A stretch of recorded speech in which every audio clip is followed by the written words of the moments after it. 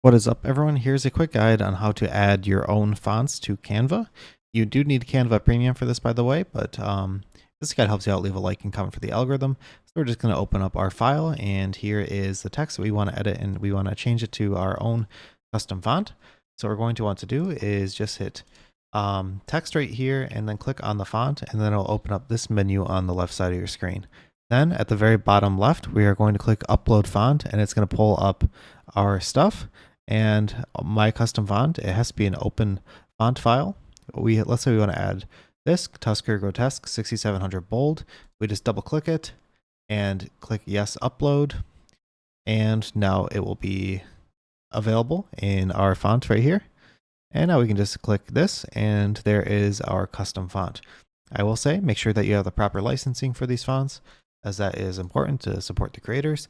But that is it. That's how you add a custom font to Canva. Have a great day and enjoy.